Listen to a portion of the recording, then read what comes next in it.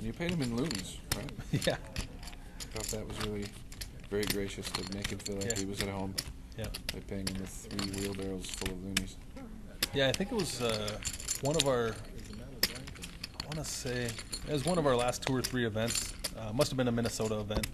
So I think maybe it was Canterbury in April.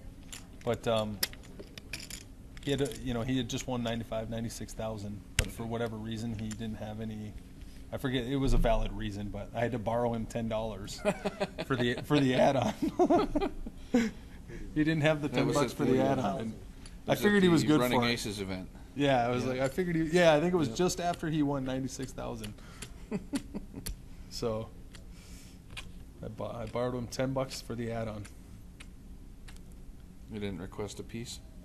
I did actually, yeah, but he paid me back relatively quickly. Call. That's one of those scenarios where, most often you always want to get paid back, but when it's $10 like that, I'd almost rather not get paid back so I could always hold it against him. Right. I'm generally willing to loan out $10 or $20. Yeah. Because if somebody doesn't pay you back $10 or $20 and avoids you, you've gotten rid of somebody very cheaply that you don't want in your life anymore. That could have cost you a lot more money. That's true. It could have been worse. Also, send a shout out, River Rat Poker League. They support this event heavily. They always send a number of players to this location. Yeah, we saw Mike Loveless here this weekend. Yeah, and Mike does an amazing job, coordinating really just for his own time. He spends a lot of time.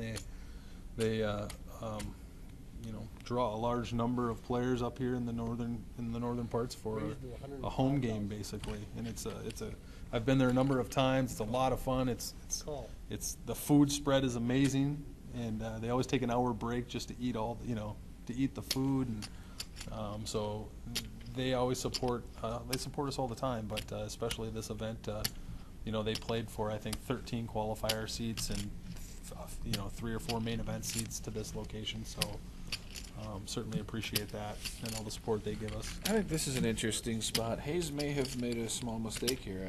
I think he read Romer as weak, and there was a call in behind him, and there was a lot of money in the pot, so he wanted to take it down. But he raised too little. Okay. And now he's stuck seeing a flop. Of course, I know his raise would have been bigger if he'd been out of position. He's good about that. All in. Good players make bigger raises out of position. He may have thought you could read Romer like a book, or he may have just thought, let's see a flop while I'm in position, and I'll outplay people. Yep. Steamroll, that's my chip in. Could be he looked right at Romer's stack and knew exactly how this was going to play out.